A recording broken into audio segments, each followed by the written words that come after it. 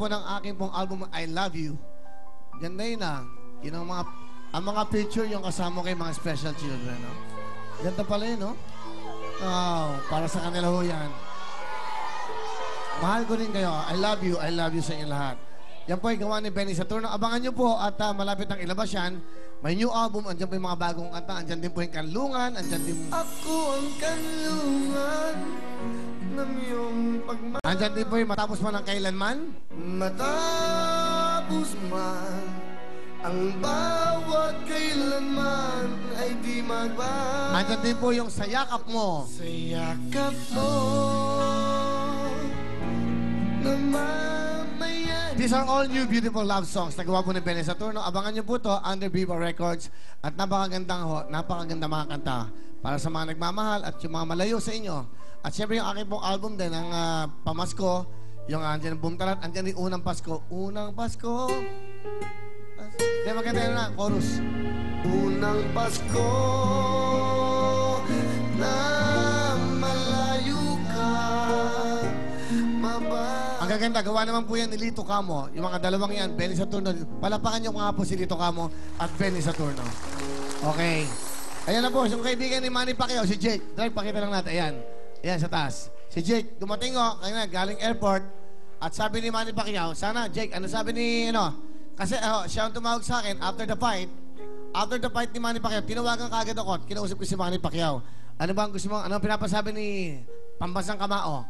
Hintayin niyo daw po siya at personal po siya magpapasalamat sa inyo. Sa Willie Willie. O yan. Salamat po sa mga dasal nyo. At sa mga dasal nyo, nagtagumpay na naman po si Congressman Manny Pacquiao. Salamat po. Jake Hoson, ang mabuting kaibigan po. Yan po ang napakabait na kaibigan ni Manny. Yan po yung nakikita si Miss Philip na gano'n. Kumarang ka dyan. Medyo naharangan siya ng malalaki. Pero magaling. Pero napakabait na tao. Sweet. Niregalohan niya ako ng Louis Vuitton, no? Yan, oo. Like, oh. Ang dalawang shoes yan, naka-Gucci. Kami din pa siyang Gucci. Then, but, say Jake, thank you so much. At siyempre, hello to Daddy Teng. Nanonood po ngayon ang father John Estrada. Daddy Teng, get well soon. At sana yung relos mo, papadala ko na sa'yo. Tekno mo rin, okay? Okay, John Estrada, nanonood sila. At siyempre, sa mga kaibigan natin, yun nga, sa mga taong mga malulungkot, 6:30 to 8:30 hanggang 9 o'clock kami, mapasaya namin kayo. Wala pong katumbas na kabayaran yon para po sa inyo. At siyempre, ito na po, Miss Shalani! Yan. Ganda, okay, Shalani? Oo, tuloy-tuloy na tayo sa atin. Real time, big time. Okay. Okay, ang makakasama po natin ay ang mga asawang malaki, ang agwat o edad. Andali, si Lovely, niluloko ka sa kanitsa. 1, 2, 3, go! Kasi napakaganda mo daw Kaya gumalaw. tatawagan natin si Sugar. Baba. Ayan. Nagte-text na?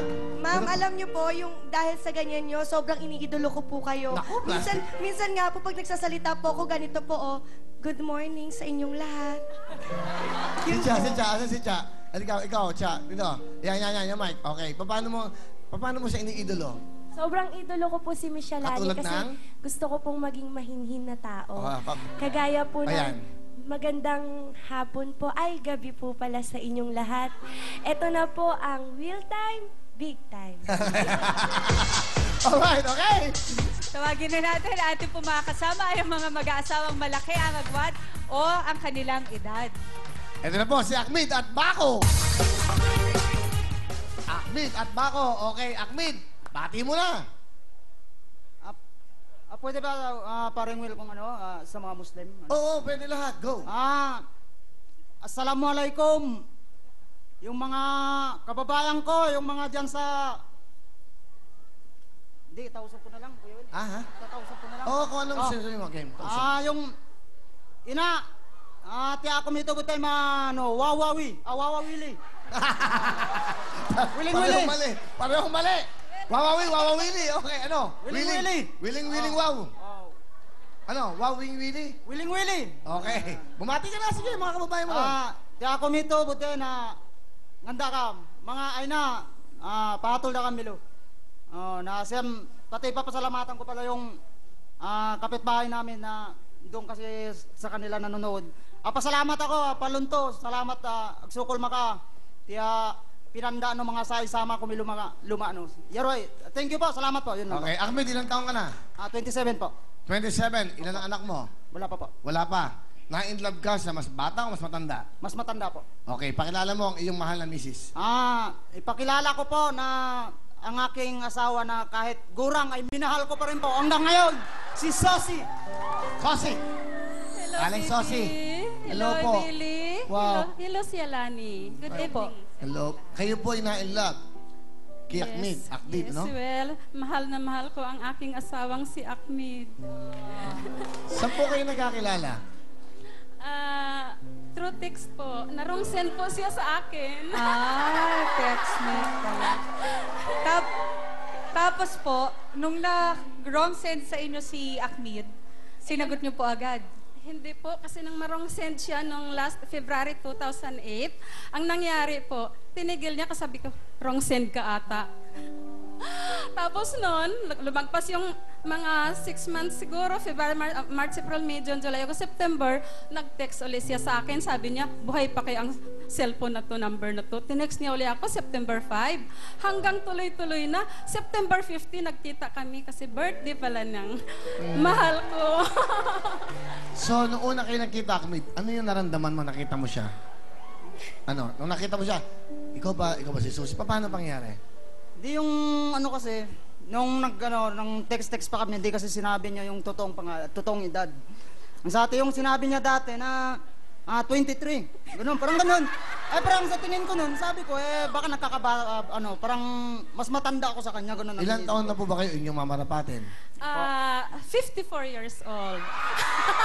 Ikaw ay? 27. Ilan lang diferensya po nyo? Ilan po? 27 po ngayon. 27 years. 27 years. Okay, wow. Ate Okay. Susie, bago si Ahmed, meron ka bang naging karelasyon? Nagkaasawa ka ba? Nagkaanak?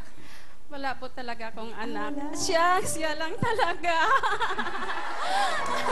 Siya po ang talagang... Pero ikaw may anak ka ba dati? Yung sa Sa unang will, mga asawa? meron, pero namatay rin. Ganun. Okay. So, siya lang ang first kiss nyo. Yun na nga po talaga dahil sa kiss na yan. Sa edad nyong 53. Yes po. Tapos, Only so- Ahmed, touch my lips.